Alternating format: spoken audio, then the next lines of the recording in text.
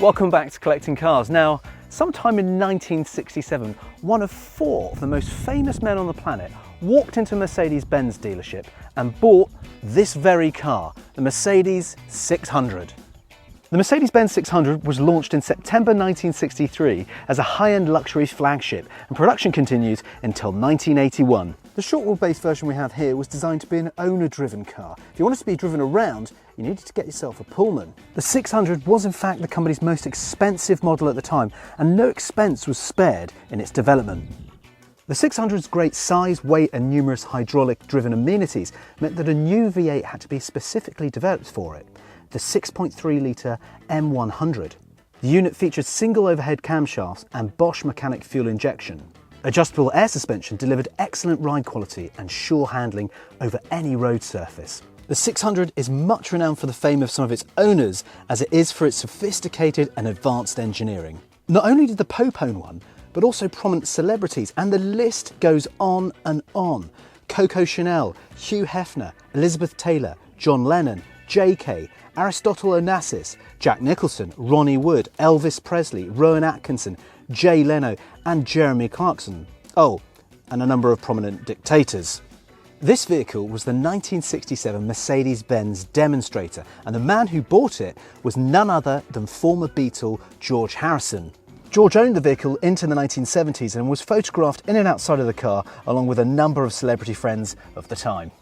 Now, there are a few cars which have such a presence as the Mercedes 600. I mean, these lights are absolutely enormous, the bumper is massive, and then this huge Mercedes-Benz grille. Actually, when you lift the thing up, you expect it to be a lot heavier than it actually is. Now, below the grille is this lovely original number plate here. An Ola 600E is the very number plate which was on the car when George Harrison actually owned it. So the lucky owner or future owner will be able to look back and see all those lovely photos with George and his friends with the car. Now, as you'd expect, it's not a particularly light car, being quite so big. Dry weight is about 2,600 kilograms, and fully loaded, you'll be over 3,000 kilograms, which is just as well that you've got a V8 under the bonnet to pull you along. The chrome sweeps all the way around the car, over the wheel arch, and these lovely white walled tyres we've got here. They keep you running super smooth. And a couple of things I just want to get from this angle of the car is, obviously we've got this huge presence because it is such a big, long car. For a car of its size, you might expect to see something a little larger to sort of get a clear view, but no, we've got these very dainty little stalks on the mirrors. And that's the same again for the windscreen wipers, because we've got this enormous wide screen and then these really quite small windscreen wipers in comparison to the size of the glass that it needs to cover. When you get down the side of the car, you can really start to appreciate its large proportions, because you see this very long, flat roof line and then these really large door panels. But what's quite nice is they've managed to keep the pillars very slim, so the glass isn't actually sort of interrupted too much. You can see, these really aren't wide pillars for how big and heavy these doors are. Now, from certain angles, you get sort of different design cues. If you stand sort of here and look back down the side of the car and then across to the roof line that comes down, you almost see this kind of this little fin here, and it feels a little bit like a caddy. But when you stand back and look at this section, and particularly the rear doors, you see Rolls-Royce. And the same can be said for when you walk around the back. When you look at the boot and the rear glass panel of the car, you could be forgiven for mistaking it for a Rolls-Royce Silver Shadow had it not been for the massive hand-sized Mercedes badge on the back. Now, it's normally at this point that I say something about the boot and being able to get loads of things in it, and boots aren't particularly interesting things to talk about. But this being the Mercedes 600, everything was operated hydraulically, so that even comes down to how you open and close the boot. So it's a little catch underneath here, just pull that up and it very serenely opens itself. Lovely. And then you've got to have your wits about you when you finish loading in whatever it is that you've put in there. If you're a dictator, probably a few dead bodies. Anyway, when you come to close it, you then just press this button and stand back, because this is ferocious. That would take your fingers off if you weren't ready for it. But super cool way of opening and closing a boot. This is 1967, by the way. You know, many cars now don't have an automatic boot close feature on them. Other cool things to note around the back is actually the fuel filler cap is not round the side of the car.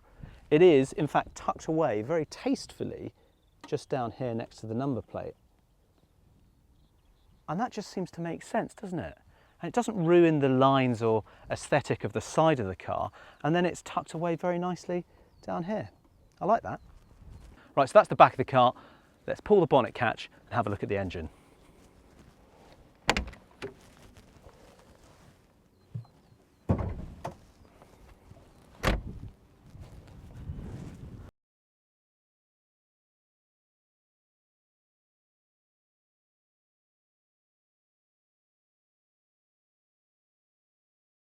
Right, so once you've opened it up, it actually, what's quite funny is that you've got this lovely, beautiful sort of front grille, very ornate and stylish. But when you then look down here, this sort of reminds me of the front of a London taxi more than anything else. Of course, it's hidden all the time, but nonetheless, it's just quite something that tickled me when I opened it up. And then look at how tightly packed this is. Moving this beautiful beast along is a 6.3 litre V8 engine, producing 247 horsepower, and it'll take you up to 130 miles an hour. Ooh. You don't half sink down into these seats. Right, pop my glasses there. Just wait a second. I'm going to now just hydraulically move myself into shot there, a bit more comfortable, and we'll turn this off for a moment. Welcome then to the Mercedes 600 interior. I mean, where to start? Because there's an awful lot going on, and it's such a pleasant place to be sat. Now, I mentioned just here the seats, which move in such a beautiful motion. Sometimes with electric seats, they sort of just buzz along, or they're a little bit jittery, but with this, it literally is smooth as rails. It's lovely. Now, one of the first things that caught my eye before I got in the car is that you can see the instrument binnacle here and this gorgeous walnut dash which extends right across the car onto the pillars and then all the way round the windows and sills. It is magnificent. In front of you, we've got the gear selection here. This is a 4-speed automatic, so you just pull that down into auto and off you go, and then you can leave it there to do its thing. The instruments in front of you, to the left, I've got the speedometer going up to 140 miles an hour, and on my right, the rev counter, which maxes out at 6,000 RPM. Below the rev counter, you can actually see what your gear selection is, so park, reverse, drive, and then they've got 2, 3 and 4 for manual selection. To your right, next to the door handle, there's a little ashtray. There's a cigarette lighter in the door there, which is pretty cool. And then we've got all the 4 knobs for the 4 windows here, which can all be controlled on the driver's side. Other things which are quite cool, the windows, electric windows, as I said, all round, but you do have this little manual window which sort of pivots as you push this lever forwards and backwards. That's quite a nice touch. And then below that, you've got the sort of manually operated wing mirrors, so you can just tuck those in and out and get a slightly better view. And it's quite interesting, I mentioned earlier on when we were doing the exterior how small they are, but actually they're so easy to position. You can actually quite comfortably see enough of the car and what's behind you in those. More buttons below the rev counter for your lights. I'll just turn the ignition on and just show you the horn. Hang on. So we've got two goes on this. Or, oh no, they're not different. It sounds more like a barge coming down a canal than a normal car horn, doesn't it? It's quite cool. Turn that off there. Over to the left and in the center of the console here, we've got a nice temperature gauge. We've got a clock here. And then towards the passenger seat, we've got the Pi Clearway stereo there.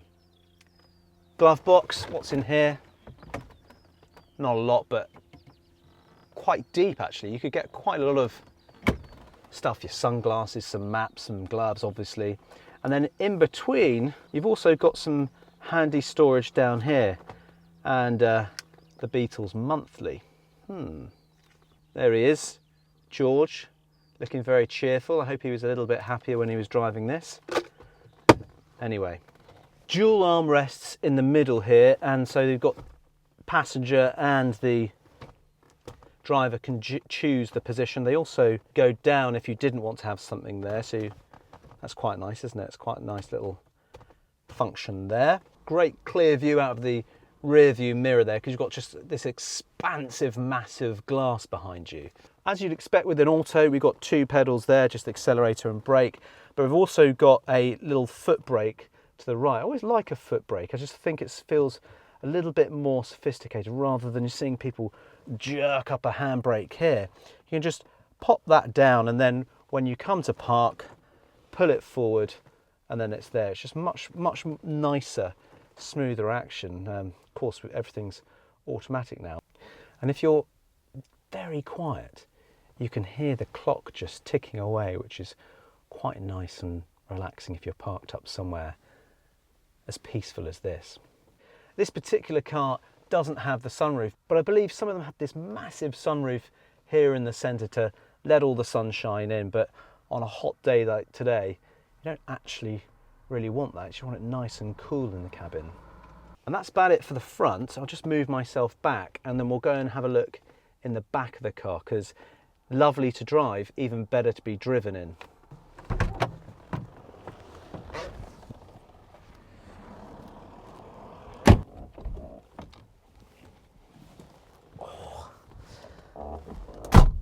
Now, it's lovely to sit in the front and drive these old cars, but I tell you what, being a passenger or sitting in the back, I mean, there is just so much space. And this is the short wheelbase version. Imagine what it's like in the Pullman. Now, the first thing when you get into this car is that you step over these big sills and then step down. So your feet sit down, and then you sink back into these lovely couch of a chair.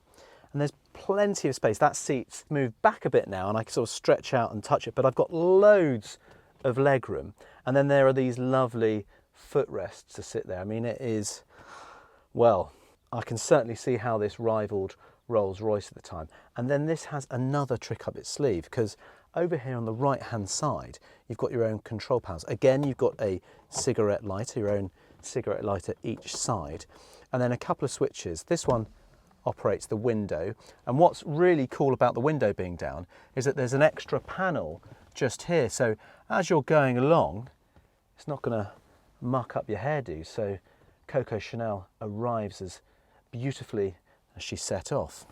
Ideal. Pop that up, and then check this out.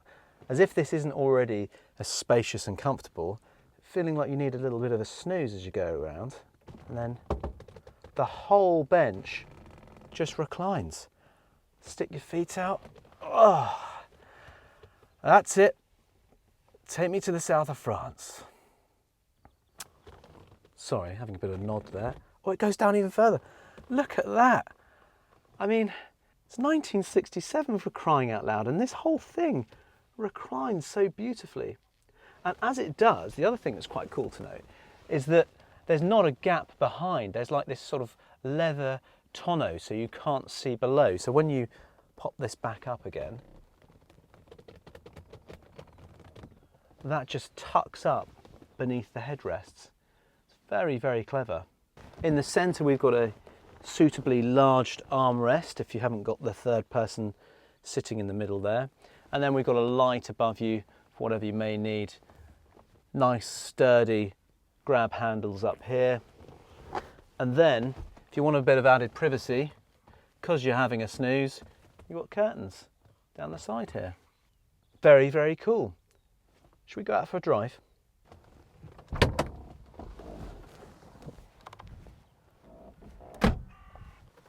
Right, so off for a drive in the 600 then. Well, first things first, we'll just turn the ignition. There's 2 points on the ignition, and then we've got the brake to just fly off there. So that's now off. Put my other foot on the brake whilst we start. We're in park. Give it a turn. and fire the V8 into life. Perfect. Right, then 4-speed auto box, but we can just go down to drive, or you can select one of the lower gears and off we go.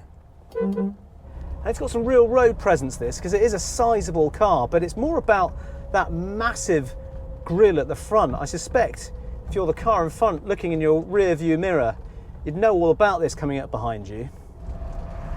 It's not like some cars that you get into that you need to sort of take time to ease into. Almost instantly, you're relaxed in this car. Now imagine driving this back in 1967 and having the occasional glance into the rear view mirror and seeing your pal John Lennon just sat there. And the conversations that would have been had in this car. Just amazing. And imagine being in the back. I mean, it really is super limo levels of luxury. And this is just the short wheelbase. The Pullman would have given you even more space and luxury. It's interesting when you look at the list of people that owned these and you wonder what it was that made them go for the 600 rather than a Rolls-Royce at the time. Was it because there were long Rolls-Royce waiting lists, or did they just fancy something stylistically a bit different? See, it's interesting, there's certain type of person. You've got people like Coco Chanel, George Harrison, John Lennon, and in modern times, people like JK. All of these people are successful creative artists, and all of them have a certain style about them. So when given a choice, they could obviously afford to have anything they wanted. They went for the Mercedes-Benz 600. And that might be because whilst certainly Rolls-Royce was then and is now the pinnacle of luxury, the sort of person that goes off and buys a Rolls-Royce isn't always the most stylish person. Sorry to say it, Rolls-Royce, but it's true.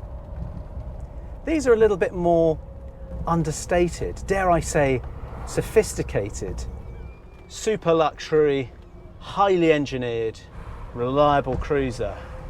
And because these cars had so much thrown into them, so much put into them in terms of their engineering, you can imagine that owning one is not for the faint-hearted unless you know what you're doing, and you'd be far better off taking it to a specialist who has all the skills and expertise to look after it properly. But then of course you're going to need slightly deeper pockets, but worth it all the same, I would have thought. What do you make of this horn as you go along? I mean, it's a bit of a spectacle, isn't it? Lovely thing to drive, but I have to say, being ferried about in the back of this is probably where you want to be. It's easy to imagine a car like this sitting in a museum because they're so pretty and it's got such significance in automotive history, but I really hope that we see whoever buys this taking it out on the road, because it's a special thing to see. Real head turner. Having had the pleasure of driving this around, I can see why George Harrison's songs were all so relaxed and calm, because that's exactly the way this car makes you feel. It's a real privilege to drive. And it's not every day that you happen upon a car with such style and grace and pedigree of this one, especially with its former owner. This is now listed on Collecting Cars, so head over there, check it out, full listing and all the photos, and remember to like and subscribe to the channel for more videos. Thanks for watching and see you soon.